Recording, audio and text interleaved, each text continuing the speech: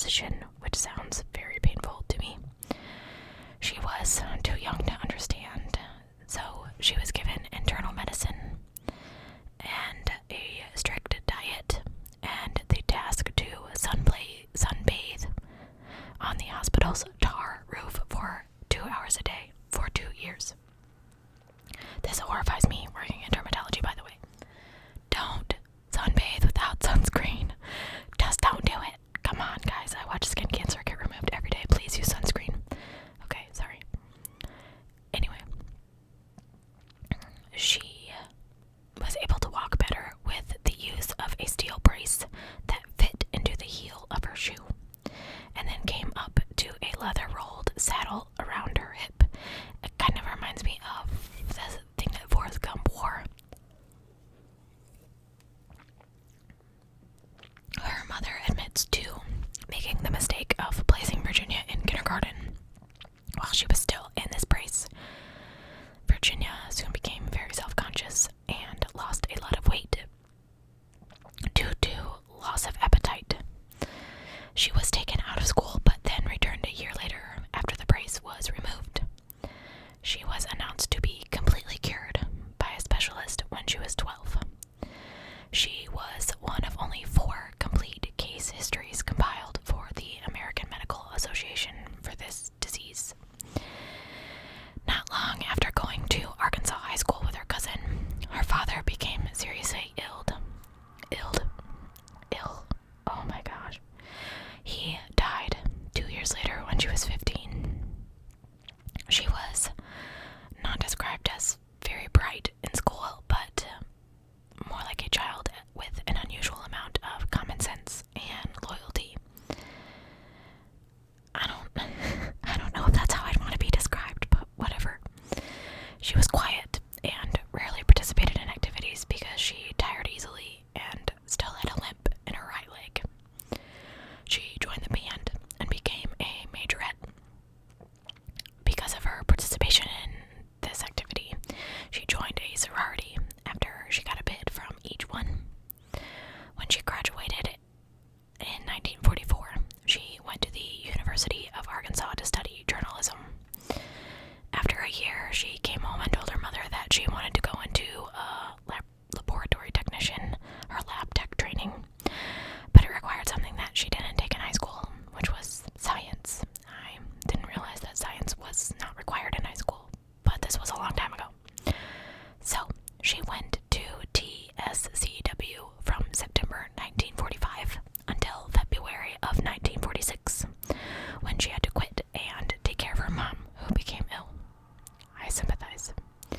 She planned on finishing her schooling within the year. After her mother got ill, she went under with major surgery, and a week later, Virginia was struck with appendicitis and also had to be operated on. 1 month later, they were both taken home by Aggie, by an Aggie, who, I'm reading this off Wikipedia, so, by an Aggie, a student from Texas A&M University named Mac. Aggie. I don't get it. Okay. Virginia fell in love with this Mac. They became engaged and actually set a date for their wedding. Her grandparents did not approve, and 3 weeks before their wedding, Virginia broke it off. Her mom said that she loved Mac because of his fine qualities, and she broke it off because he was too good for her, and that she couldn't see their 2 personalities living together in harmony. Virginia soon started working for a clinic. She wanted to be a nurse, but knew that her right leg would not support the strenuous hours of being on her feet. It's very difficult. She decided instead to continue to try to be the technician. Her mom revealed that she wanted to be a technician because medical science did not find a cure for her father. I don't know what he was sick with. Virginia wanted to return to school, but worried about finances. She took a job at an insurance firm because it paid better salary. She stayed with the firm until August 19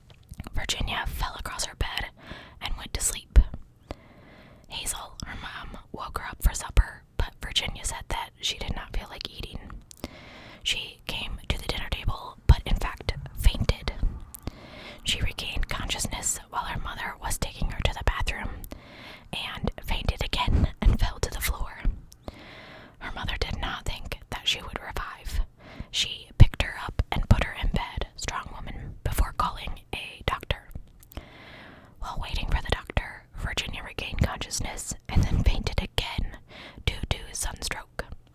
She was diagnosed with second-degree sunburn. They prescribed her rest and quiet for a few days. Yeah, she's not going to want to move. After the third day, Virginia made an effort to take her final exams at school.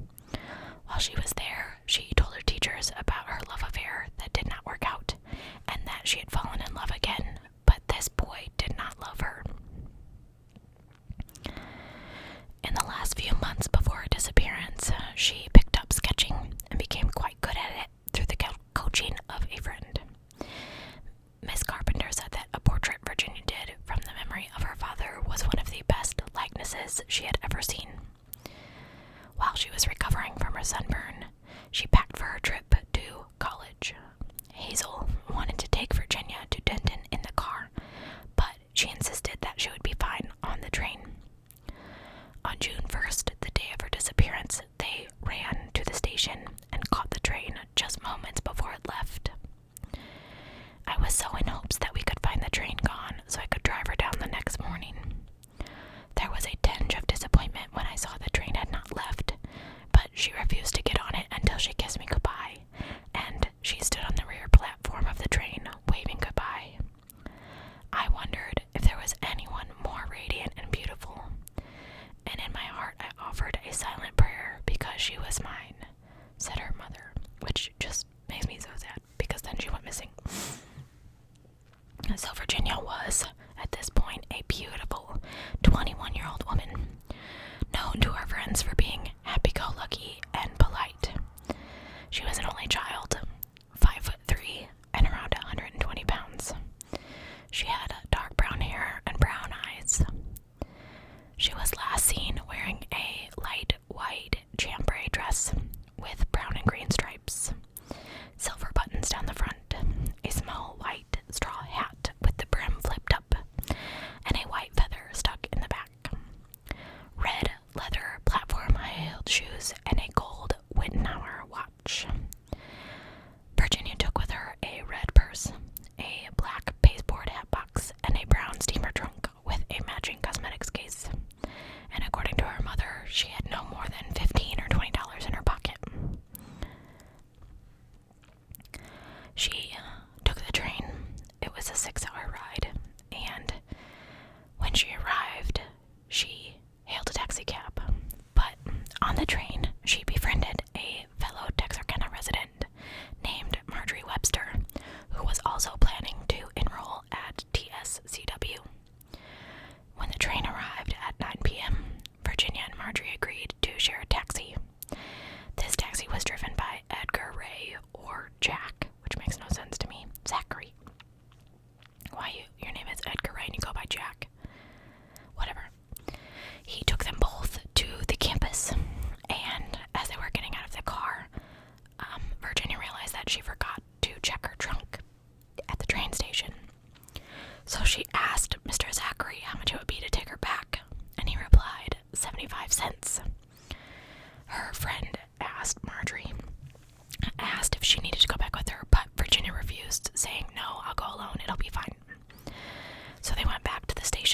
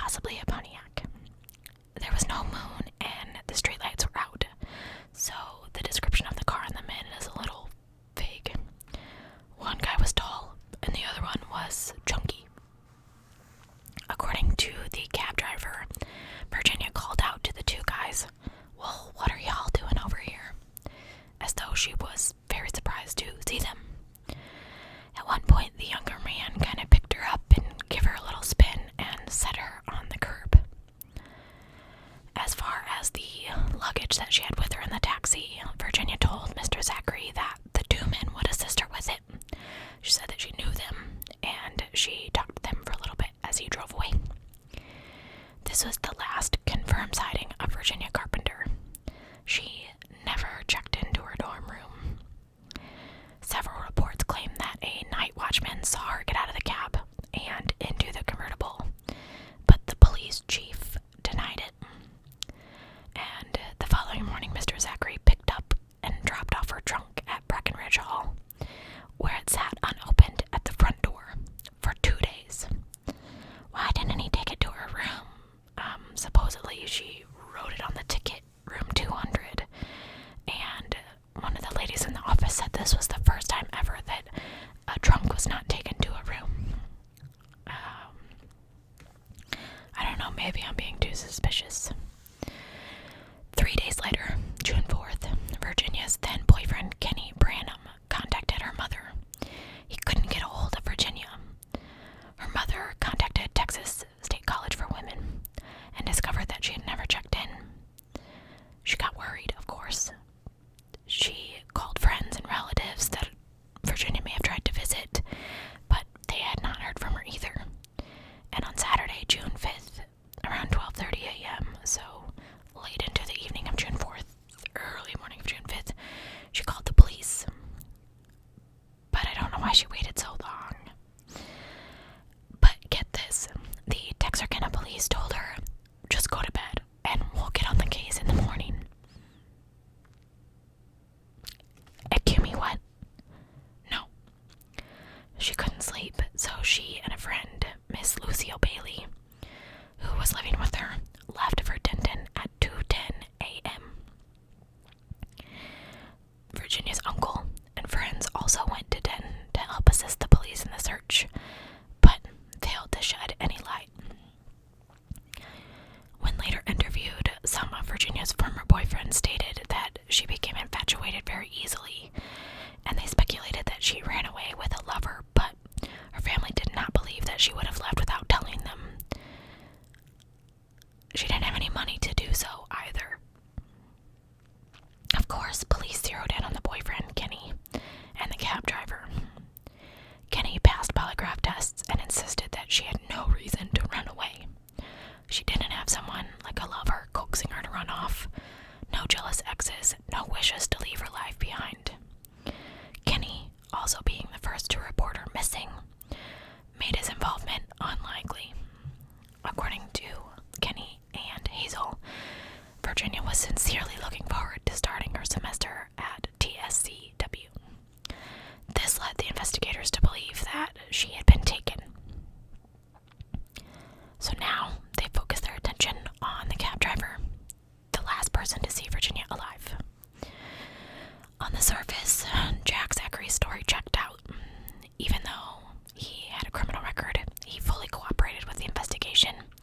He passed 7 lie detector tests, and no evidence could be found to incriminate him. The cab company verified that he had called them shortly after he dropped her off to say that he was done making pickups that night, and he and his wife both claimed that he was home by 10 p.m. Airplanes began scanning the Denton area, and motorboats were used to search ponds and lakes. Search parties searched the woods, as well as tanks, storm drains, creeks, country roads, and abandoned wells. The search went statewide. Investigators tracked down the owner of the cream-colored convertible that Mr. Zachary saw in front of Breckenridge Hall, and it belonged to a young man whose girlfriend was also a TSCW student, and they were parked there together that night.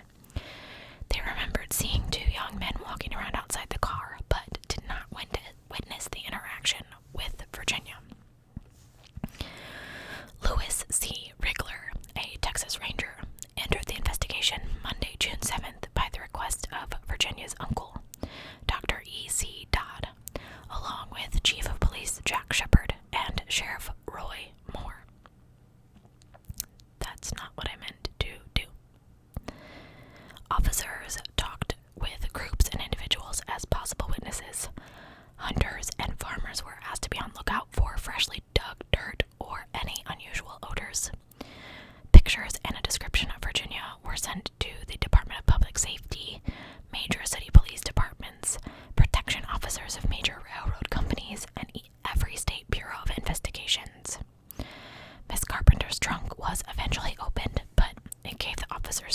clues, and her purse was never found.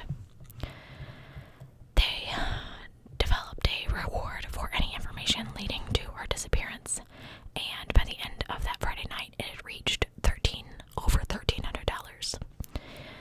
Her picture and description was given to Reward Magazine, the official publication of Tracers Company of America, which investigates missing people with rewards.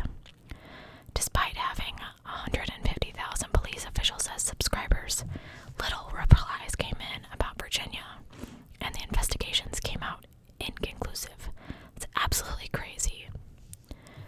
So, in the weeks and months following her disappearance, of course there were numerous sightings of this young woman. They poured in from South Texas to Louisiana to Arkansas. 2 days after her disappearance, a gas station attendant thought that he saw her in the town of Aubrey. She was inside a yellow convertible, along with 2 young men and another young woman. Not confirmed. On Friday, June 11th, around 9 p.m., a ticket agent named Mrs. James at the bus station in DeQueen, Arkansas, saw a girl that resembled Virginia. She got off a bus from Texarkana wearing a red dress with a red purse. She waited in the lobby before departing 10 minutes later with a young man, roughly 25 or 26. He was about 135 pounds with light brown hair and a white shirt with khaki trousers. Mrs. James reported that before the girl met the boy, she seemed very nervous. She was biting at her lips a lot and looking out the door frequently. She also inquired about local hotels. And a few minutes after their departure, Mrs. James received a phone call about a woman asking if a Miss Virginia Carpenter was there. Mrs. James learned the next morning about Virginia's disappearance and reported her sighting to the police. They did show her 2 groups of pictures in which she pointed out Virginia as the girl she had seen. Police checked hotels and tourist camps but came up with nothing. Later on, Mrs. James was uncertain of her identification of Virginia. On Friday, January 14th, 1949, Houston Press received a letter written in pencil, signed by a Mrs. Gladys Bass from Chirano, Texas, who claimed that she and her friends had met a girl, well-dressed and well-educated, who had been hitchhiking. She told them that she was hungry, but she had no money. She called herself Virginia, talked properly, had long curly brown hair that touched her shoulders. She wore a white hat with a feather in it, a striped dress, and a blue sweater. She said that while they were eating at a cafe, the girl claimed to have run away from home, but they all departed thinking that she was lying. It wasn't until later they believed that the girl was Virginia, but they couldn't verify this. In 1957, Jack Zachary was charged with attempted rape, but the charges were dropped when the victim asked the police not to prosecute.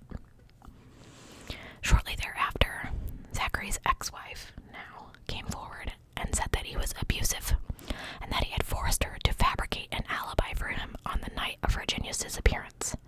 Instead of getting home at 10 p.m., she now claimed that he arrived sometime between 2 and 3 a.m.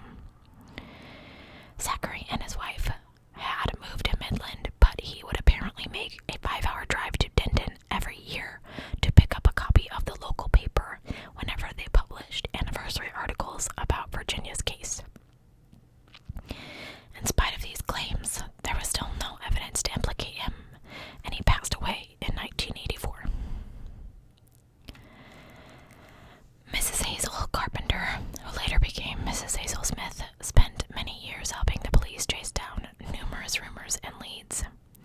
She convinced herself that Virginia was a victim of amnesia, not knowing who she was or where she was from, which prompted Hazel to give her life story for the 2nd anniversary of her disappearance in the Denton Record Chronicle, although just the year prior she had been convinced that her daughter was dead. They found bones around Denton County in 1949, 1958, and 1960, but they were all declared not to be Virginia. Hazel eventually gave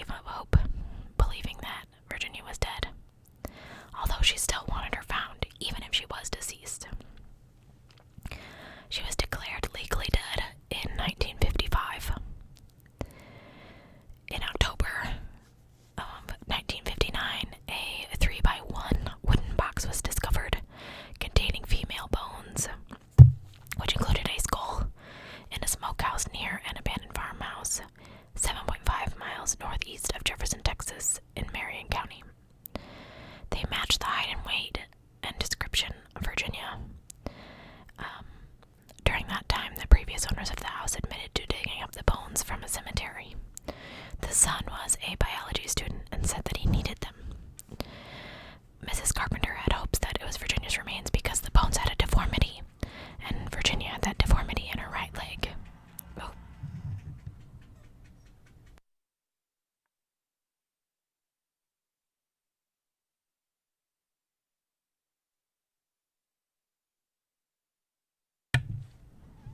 Crazy dog. In 1998, police received a tip by a man in his 70s. Those bones were not Virginia, by the way. They did not match. The dental records did not match. Sorry, I skipped that because I got distracted by the dog. In 1998, police received a tip by a man in his 70s who claimed to know not only who killed her, but also where her body was buried.